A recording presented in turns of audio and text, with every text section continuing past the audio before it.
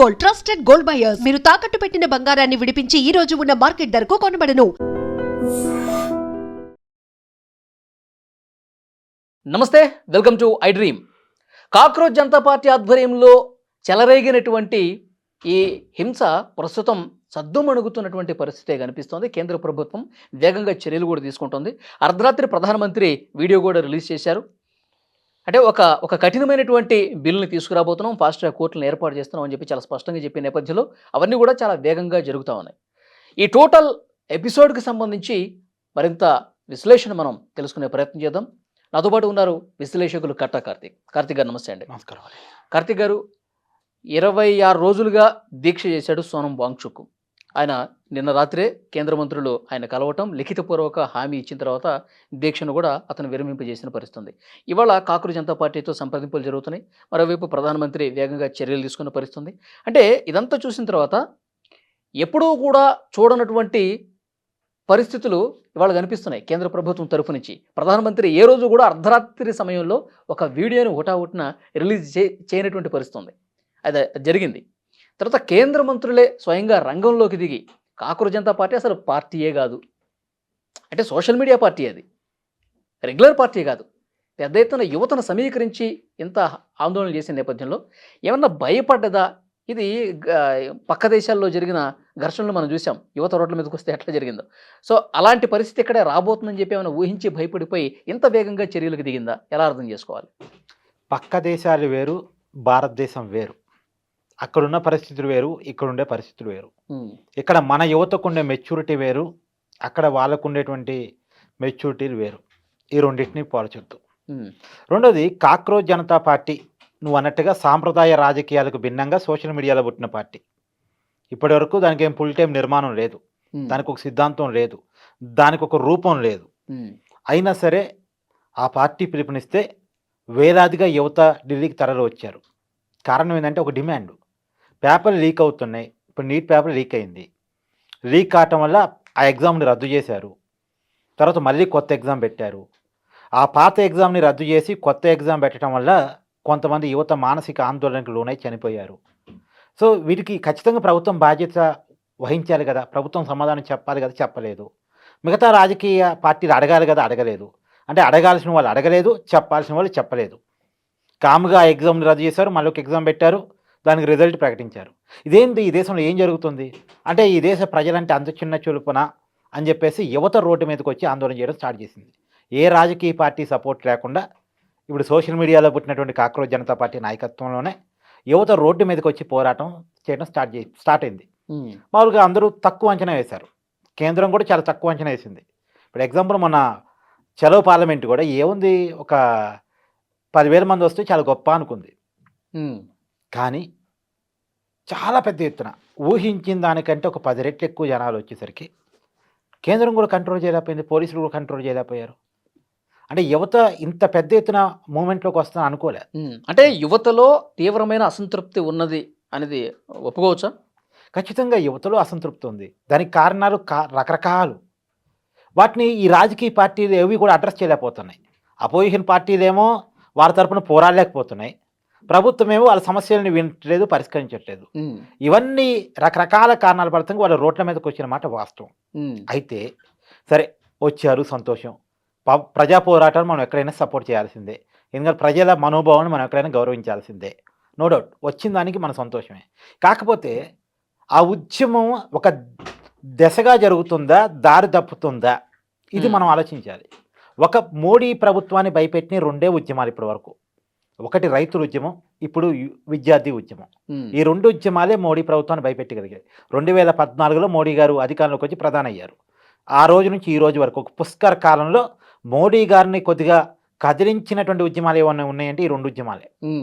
ఇప్పుడు కాంగ్రెస్ పార్టీ ఏ ప్రజా ఉద్యమాన్ని, అంటే అపోజిషన్లో ఉందే తప్ప ఈ లెవెల్లో ఏ ప్రజా ఉద్యమాన్ని నిర్మించలేదు, మోడీని కదిలించేంత ఉద్యమాన్ని అసలు నిర్మించలేదు. కానీ రాజకీయ పార్టీలకు సంబంధం లేకుండా ఈ రెండు ఉద్యమాలు ప్రభుత్వాన్ని కదిలించగలిగాయి. మొదటిది మనం చెప్పుకోవాలి రైతుల ఉద్యమం. మనకు అన్నం పెట్టే అన్నదాతల ఉద్యమం. వాళ్ళు మనకు అన్నం పెట్టేవాళ్ళు, కానీ అన్నాలు మానేసి రోడ్ల మీద కూర్చున్నారు.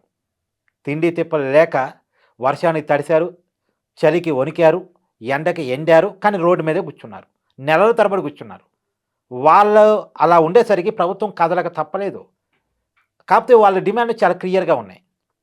రైతు చట్టాన్ని వెనక్కి తీసుకోవాలి. అవి నల్ల చట్టాలని పేరు పెట్టారు వాటికి. ఆ నల్ల చట్టాలను వెనక్కి తీసుకోవాలి. అండ్ రైతులకి ప్రభుత్వం క్షమాపణ చెప్పాలి అని చెప్పేసి వాళ్ళు రెండే డిమాండ్లు. ఎవరు రాజీనామా చేయమని అడగలే అక్కడ. రెండే డిమాండ్. వాళ్ళకి ఆ చట్టాలు వ్యతిరేకం, చట్టాన్ని వెనక్కి తీసుకోవాలి. రెండోది ప్రభుత్వం ప్రజలకి అంటే రైతులకు క్షమాపణ చెప్పాలని అడిగారు. రైతు అనుకూల విధానాలతో ప్రభుత్వం ముందుకెళ్లాలన్నారు. ప్రభుత్వం ఒప్పుకుంది. మోడీ గారు క్షమాపణ చెప్పారు. మొదటిసారి మోడీ గారు ఒక సెక్షన్ ఆఫ్ పీపుల్కి క్షమాపణ చెప్పారు. అది రైతు ఉద్యమం. కానీ ఈ విద్యార్థి ఉద్యమంలో నా కంప్లైంట్ అనేది ఏంటంటే ఇవాళ రెండో దశ చర్చలు జరుగుతున్నాయి. ఇవాళ మంత్రులతోటి రెండో దశ చర్చలు జరుగుతున్నాయి. ఇప్పుడు ఆల్రెడీ ఒక దశ అయిపోయింది, 20 తారీఖు అయిపోయింది. ఇప్పుడు సెకండ్. ఇప్పుడు 3 డిమాండ్లు. అప్పుడు 3 డిమాండ్లు, ఇప్పుడు 3 డిమాండ్లే. మొదటి డిమాండు ధర్మేంద్ర ప్రధాన్ రాజీనామా చేయాలి. రెండో డిమాండు చనిపోయినటువంటి కుటుంబాలకి కోటి పరిహారం, ఒక్కొక్క కుటుంబానికి కోటి పరిహారం ఇవ్వాలి. ఇది జెన్యూన్ డిమాండ్. మూడో డిమాండు విద్యార్థుల మీద పెట్టిన కేసులు ఎత్తేయాలి. ఒకప్పుడు ఈ మూడో డిమాండ్ ఏమున్నదంటే వాంగ్ చుంగుని పోలీసులు అరెస్ట్ చేశారు కదా, అతన్ని విడుదల చేయాలని ఉండేది 20వ తారీఖు అప్పుడు. ఇప్పుడు అది మారి కొద్దిగా విద్యార్థుల మీద కేసులు ఎత్తేయాలి. ఓకే, ఇది కూడా జెన్యూన్ డిమాండ్. ఎందుకంటే చాలామంది స్టూడెంట్స్ సఫర్ అయ్యి ఉద్యమంలోకి వచ్చారు తప్ప వాళ్ళకి పొలిటికల్ ఆకాంక్షలు లేవు కాబట్టి, కుట్ర కోణం మనసులో లేదు కాబట్టి వాళ్ళ మీద ఉన్న కేసులు ఎత్తేయాలనటం ఓకే. అయితే ఈ 2, 3 డిమాండ్లకి ప్రభుత్వం ఓకే అంటుంది. మొదటి డిమాండ్ ఏదైతే ఉందో ధర్మేంద్ర ప్రధాన్ రాజీనామా చేయాలి. అసలు దీంతో ఏంటి ఉద్యమానికి సంబంధం? ధర్మేంద్ర ప్రధాన్ రాజీనామా చేయటం అనేది ఒక నైతిక పరమైన అంశం మాత్రమే. ఒక నైతిక పరమైన అంశం మాత్రమే. ఎందుకు? ఒక శాఖలో తప్పు జరిగినప్పుడు దానికి నైతిక బాధ్యత వహిస్తూ ఆ శాఖ మంత్రిగా రాజీనామా చేయాలి అనేది ఒక నైతిక పరమైన అంశం. అదేమి రాజకీయ అంశం కాదు, నీ ఉద్యమానికి సంబంధించిన అంశం కాదు. నీ వాదన ఏంటంటే అతను రాజీనామా చేయటం వల్ల మిగతా మంత్రులకు భయం వస్తుంది. ఆ శాఖను సరిగా మానిటరింగ్ చేయకపోతే, ఆ శాఖలో ఏదైనా తప్పు జరిగితే నా పదవి పోతుంది అనేటువంటి ఒక భయం వస్తుంది. కాబట్టి అతని చేత రాజీనామా చేపిస్తే ఒక భయం కలగాలి అనే కారణం తప్ప కాదు. మిగతా మంత్రులకు భయం అని కాదు. ఇప్పుడు పేపర్ లీకేజ్ అయింది, సంబంధిత మంత్రి అతను ధర్మేంద్ర ప్రధాన్ కదా, అతను రాజీనామా చేస్తే అంటే పేపర్ లీకేజ్ అయితే ఇలాంటి పరిస్థితులు వస్తాయి. కాబట్టి భవిష్యత్తులో కూడా ఏ ఎగ్జామ్ పెట్టినా పేపర్ చాలా జాగ్రత్తగా మానిటరింగ్ చేయాలి. విద్యార్థుల భవిష్యత్తుకు సంబంధించిన అంశం కాబట్టి మినిట్ టు మినిట్ అబ్జర్వేషన్ ఉండాలి. మంత్రిగా ఆ బాధ్యత నాది అని ఒక భయం, ఒక బాధ్యత గుర్తెరిగినట్టు కదా. అదే ఉండదు. అదొక మంత్రి మాత్రమే బాధ్యత తీసుకోడు. అంటే ఒక మంత్రి పై ఒక నీట్ పేపర్ని ఏమీ సమీక్ష చేయడు. ఆయన మొత్తం విద్యా వ్యవస్థను మానిటరింగ్ చేస్తుంటాడు.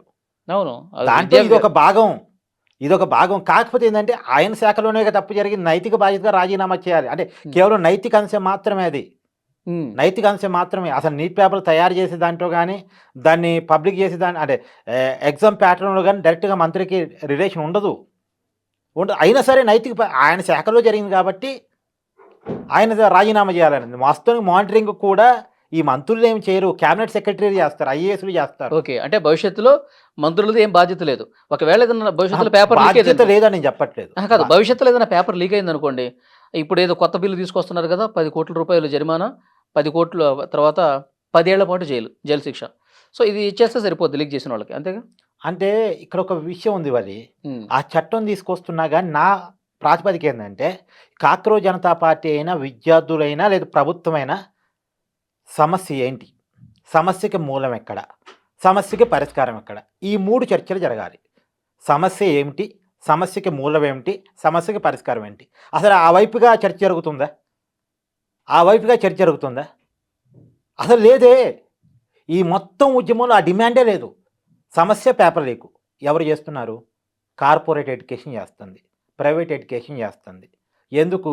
చదువు అంటే మార్కులు, చదువు అంటే ర్యాంకులు చూపించి విద్యా వ్యాపారం చేసుకోవాలి.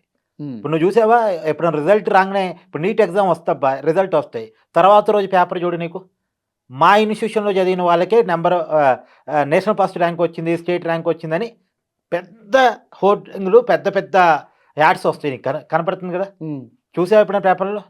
ఎందుకు? అది చూపించి వాళ్ళ ఇన్స్టిట్యూషన్లోకి విద్యార్థులను ఆకర్షించాలి. అంటే ఫస్ట్ మార్కులు తెచ్చుకొని, ర్యాంకులు తెచ్చుకొని, ఆ ర్యాంకులను చూపించి, అంటే వాటిని అడ్వర్టైజ్ చేసి స్టూడెంట్స్ని అట్రాక్ట్ చేయాలి, వాళ్ళ దగ్గర నుంచి ఫీజులు గుంజాలి. ఇది ఒక విద్యా వ్యాపారం అయిపోయింది. సో ర్యాంకులు చూపించాలి, మార్కులు చూపించాలంటే ఎలా చూపించుతారు?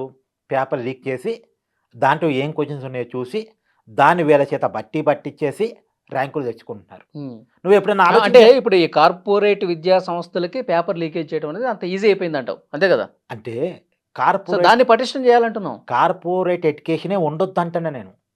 కార్పొరేట్ ఎడ్యుకేషన్ అనేది కోట్ల రూపాయల ఖర్చు అంటే వాళ్ళు కోట్ల రూపాయల బిజినెస్ చేస్తున్నారు. అవును. వాళ్ళకు ఒక కోటి రూపాయలు అవతల పడేసి అందరూ కలిసి ఒక 10 కోట్లు అవతల పడేసి లేదా ఒక 100 కోట్లు అవతల పడేసి ఉమ్.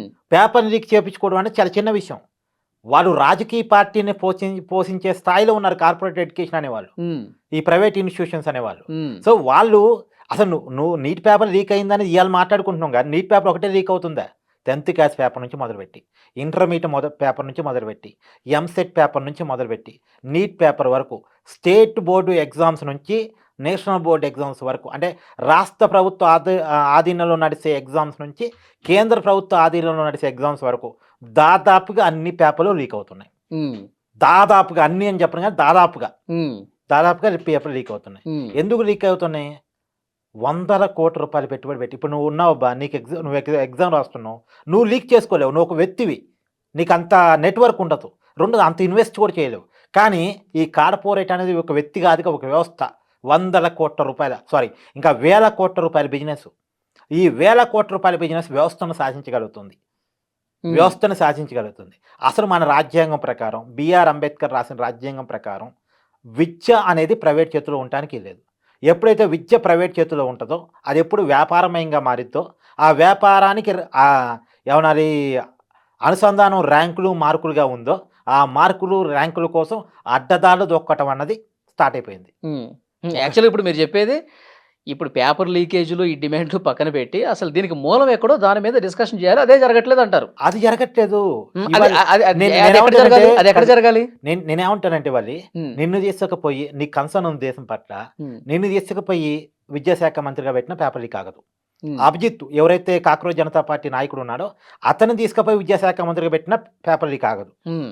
ఎలా చేసుకోవాలో ఎలా చేయాలో కార్పొరేట్ ఎడ్యుకేషన్ బాగా తెలుసు. వ్యవస్థలన్నీ వాళ్ళ చేతుల్లో పెట్టుకున్నారు, అందుకని వాళ్ళ చేతుల నుంచి వ్యవస్థ లాగాలి. మనం ఎప్పుడో ఇందిరాగాంధీ హయాంలో విన్నాం ప్రభుత్వం. అది చేయాల్సిన బాధ్యత ఎవరిది అంటున్నా నేను ఆ మాటకి వస్తున్నా. నేను ఒక మాట అది కూడా చెప్తా, ఆ మాట కూడా వస్తా. ఇప్పుడు ఇందిరాగాంధీ గారు ఉన్నప్పుడు బ్యాంకులన్నీ ప్రభుత్వీకరణ జరిగిందనేది మనం చదువుకున్నాం. ఇప్పుడు విద్యా సంస్థలన్నీ ప్రభుత్వీకరణ కావాలి. ఈ శ్రీ చైతన్య, నారాయణ, సం వీటన్నిటినీ కూడా ప్రభుత్వం తన ఆధీనంలో తీసుకోవాలి. కోచింగ్ సెంటర్లు అండ్ ఎడ్యుకేషన్ ఇన్స్టిట్యూషన్స్ అన్నీ కూడా ప్రభుత్వం తన చేతిలో తీసుకోవాలి.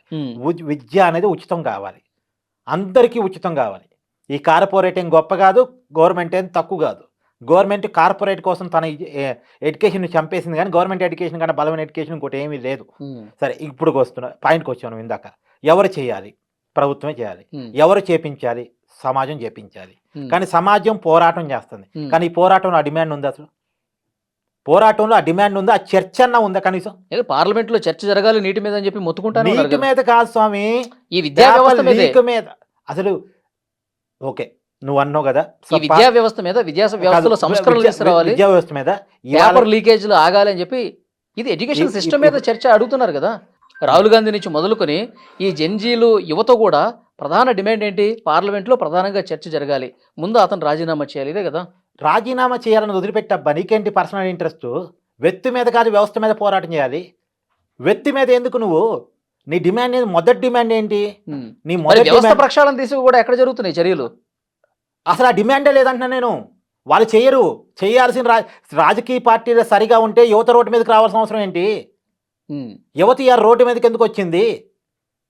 రాజకీయ పార్టీలే కరెక్ట్గా ఉంటే, ప్రభుత్వమే అన్ని కరెక్ట్గా చేస్తే, పార్లమెంటే అన్ని కరెక్ట్గా ఉంటే, ఇలా యువత రోడ్డు మీదకి వచ్చి నెల రోజులుగా ఒక అతన్ని అమన్ని రాజీ ఇచ్చేసి ప్రాణాన్ని పోగొట్టుకోవడానికి అసలు ఎవరు బాధ్యత లేదంటారు? ఇప్పుడు ఖచ్చితంగా బాధ్యత లేదు.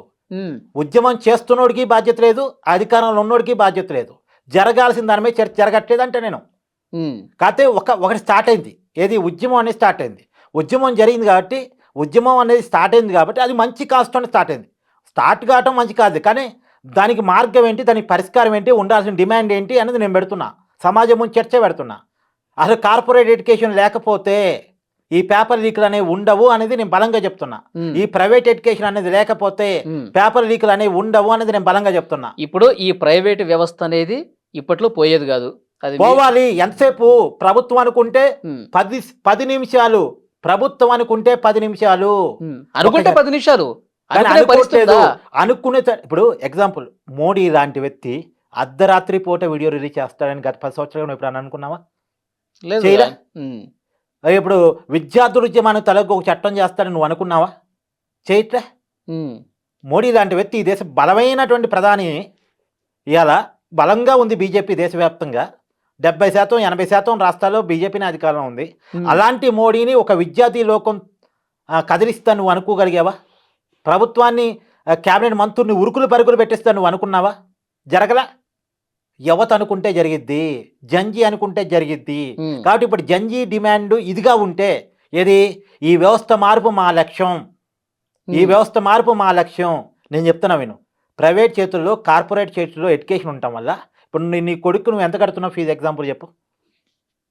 దాదాపు ₹1,00,000 ₹1,00,000. ఎప్పటి నుంచి కడుతున్నావు 2-3 సంవత్సరాలుగా కదా? ఉమ్. 10th క్లాస్కి వచ్చేసరికి నువ్వు ఎంత కడతావు, అతని మీద ఎంత ఇన్వెస్ట్ చేస్తావు? ఉంటుంది, దాదాపు 20 లక్షలు ఉంటుంది. 20 లక్షలు ఉంటుంది. నీ కొడుకుకి 1 సంవత్సరం కాకపోతే 1 సంవత్సరం మా నాన్న కష్టపడి తిని తినక మా నాన్న స్థాయి కాకపోయినా సరే నా కోసం ఇన్వెస్ట్ చేస్తున్నా విషయం అర్థమైతే లేదా? 1 సంవత్సరం కదా 2 సంవత్సరం అర్థమైతే లేదా? ఒక క్లాస్లో కాకపోతే ఇంకొక క్లాస్లో ఉమ్. అర్థమైన తర్వాత వాడి మైండ్ ఏం పడిద్ది? నా మీద ఇన్వెస్ట్ చేస్తున్నారు, ఇన్వెస్ట్మెంట్కి తగ్గ ఉద్యోగాన్ని నేను వెతుక్కోవాలి అని. నా చదువు దేనికోసం? డబ్బు సంపాదించడం కోసం. ఇది అర్థమైతే వాడి మైండ్లో పడిపోయింది. వాడు మనిషిగా తయారవుతాడా, కమర్షియల్ వస్తువుగా తయారవుతాడా? ఉమ్. నువ్వు చెప్పు. వాడు మనిషిగా తయారవుతాడా, కమర్షియల్ వస్తువుగా తయారవుతాడా? అంటే ఎగ్జాంపుల్ నా కళ్ళ ముందు నువ్వు ఉన్నావు కాబట్టి నేను ఎగ్జాంపుల్ తీసుకున్నాను, నువ్వని కాదు. ఈ వీడియో అందరి పరిస్థితి అదే కదా. ఈ వీడియో చూస్తున్న అందరికీ నేను తెలుసుకున్న క్వశ్చన్ ఏంటంటే, మీరు మనిషిని తయారు చేయట్లేదు, కమర్షియల్ వస్తువుని తయారు చేస్తున్నారు. నువ్వే రోజు న్యూస్లు చదువుతూ ఉంటావు, తండ్రిని కొడుకు వదిలేశాడని, లేదు ఆస్తి కోసం అన్నను తమ్ముడు చంపేశాడని, లేదు భార్యని భర్త. ఇవన్నీ ఎందుకు తయారవుతున్నాయి? మనిషిలో మనిషి లేడు కాబట్టి తయారవుతున్నాయి. మనిషిలో మనిషి ఎందుకు లేడు? మనిషిలో మనిషిని తయారు చేసే విజ్ఞానం చదువుల్లో లేదు. మనిషిలో మనిషిని తయారు చేసేటువంటి విజ్ఞానం చదువుల్లో లేదు. ఈ కార్పొరేట్ ప్రైవేట్ ఎడ్యుకేషన్లో లేదు. ఒకప్పుడు ఈ కార్పొరేట్ ప్రైవేట్ లేకముందు ఉండేది. ఎంతగా ఉండేదంటే, ఇప్పుడు అగ్గిపెట్టెలో చీరను పెట్టేవాళ్ళట మన వాళ్ళు. మన పురాణాతన మన భారతీయ గొప్పతనంలో మన వాళ్ళు చెప్తూ ఉంటారు, అగ్గిపెట్టెలో చీరను పెట్టే టెక్నాలజీని మన వాళ్ళు కనుక్కున్నారట. సార్ అది నిజమే కదా పక్కన పెట్టేస్తే, ఒకప్పుడు ఇల్లు ఎంత నాణ్యంగా కట్టేవాళ్ళు ఈ టెక్నాలజీ, ఈ కార్పొరేట్ ఎడ్యుకేషన్ రాకముందు. మరి ఈ టెక్నాలజీ అంతా ఈ కార్పొరేట్ రాకముందే నేర్చుకున్నారు కదా. ఈ కార్పొరేట్ చదువులతోనే ప్రపంచం అంతా మారిందా? ఇవాళ కుర్చీలో కూర్చొని కెమెరాల ముందు లైటింగ్ తోటి యూట్యూబ్లో మాట్లాడుతున్నాం. ఈ కార్పొరేట్ ఎడ్యుకేషన్ రాకముందు ఈ టెక్నాలజీకి పునాదులు పడ్డాయి కదా. అంటే ఈ కార్పొరేట్ ఎడ్యుకేషనే గొప్ప, అంతకుముందు ఉన్న ఎడ్యుకేషన్ ఏమైనా చెత్త. ఇవాళ సుందర పిచ్చాయ్ ఏ కార్పొరేట్లో చదువుకొని ఒక ఐటీని వెళ్తున్నాడు. ఇవాళ సుందర పిచ్చాయ్ ఆ రోజుకుంది ఆ కార్పొరేట్, ఆయన చదువుకునే రోజులకి. ఇలా ఐటీని వెళ్తున్నాడు కదా. అసలు ఈ కార్పొరేట్లో చదువుకున్న వాళ్ళు, ర్యాంక్ వచ్చినోడు, స్టేట్ ఫస్ట్ ర్యాంక్ వచ్చినోడు బయటికి పోయి బ్యాంకులో డీడీ తీయమను, మళ్ళీ వాడు 4 సంవత్సరాలు ఇంజనీరింగ్ చదువుకున్న తర్వాత బయటకు వచ్చి 4 నెలలు కోచింగ్ తీసుకుని ఉద్యోగంలో జాయిన్ కావాలి. వాడు చదువుకునే చదువుకి ఉద్యోగానికి సంబంధం ఉండదు, చదువుకునే చదువుకి బయట సమాజంలో బతికిదానికి సంబంధం ఉండదు. అది కార్పొరేట్ ప్రైవేట్ ఎడ్యుకేషన్. కాబట్టి ఇప్పుడు విద్యారంగం మీద చర్చ స్టార్ట్ అయింది కాబట్టి, పేపర్ లీకుల మీద చర్చ స్టార్ట్ అయింది కాబట్టి, ఈ బట్టి చదువులు, ఈ పేపర్ లీకేజ్లో క్వశ్చన్స్ ప్రిపేర్ అయ్యి ఎగ్జామ్ రాసి మార్కులు సంపాదించే పద్ధతికి పురుస్తా పడితే ఈ పేపర్ లీకులు కూడా అయిపోయి. రైట్, అట్లా జరగాలని కోరుకుందాం. Thank you very much Karthik గారు.